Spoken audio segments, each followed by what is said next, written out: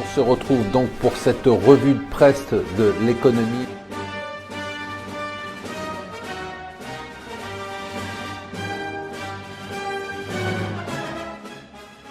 Bonjour et bienvenue sur Mon Financier. Nous sommes le mardi 23 février. C'est la revue de presse de l'Écho. On vous le disait hier, la nouvelle du positionnement de Boris Johnson, le maire de Londres, la ville qui a quand même le plus à perdre du Brexit, pour un out, a fait baisser les marchés. C'est la une du Financial Times. Elle a fait baisser le marché du sterling. Paradoxalement, ce qui est très étonnant, c'est qu'elle n'a eu aucun impact sur les indices boursiers qui ont monté de près de 2% hier sur un rebond des prix du pétrole principalement et quelques bonnes nouvelles venant de Chine. Alors c'est très intéressant, c'est toujours le FT.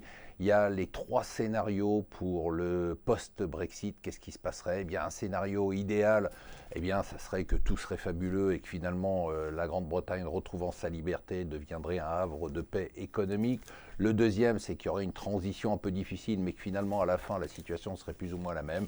Et le troisième, c'est le scénario catastrophe. Le Financial Times opte pour le scénario numéro 2. Hier, il y a eu un rapport intéressant de l'Agence internationale de l'énergie. Alors, ce qui est très amusant, c'est qu'on a l'impression qu'aucun des journaux n'a lu le même rapport. Alors, les Échos nous disent pourquoi les prix vont rester bas. Le Financial Times nous dit finalement les prix vont remonter en 2017. Le Wall Street Journal nous dit dans quelques temps les prix vont rebaisser probablement dans 5 ans. Alors en fait, ce que dit le rapport, c'est que l'équilibre entre l'offre et la demande va se rétablir à partir de 2017, mais qu'il ne devrait pas avoir de hausse du pétrole parce qu'à chaque fois que le pétrole monterait en prix, il y aurait des nouveaux moyens de production et à ce moment-là plus d'offres et donc le prix rebaisserait.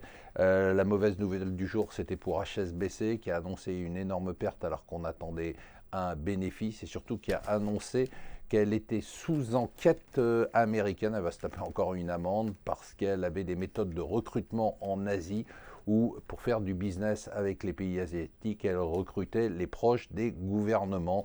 Et enfin, le sujet important en France, c'est bien évidemment la loi, la réforme du Code du travail. On se rappelle que la loi Macron avait été totalement émasculée par la gauche de la gauche et par les syndicats. Eh bien, les syndicats veulent refaire la même chose. Ils se réunissent aujourd'hui pour détruire la loi El Khomri. On verra à partir de ce moment où on va avancer sur cette loi, la puissance de nuisance des syndicats. Voilà, restez avec nous sur Mon Financier.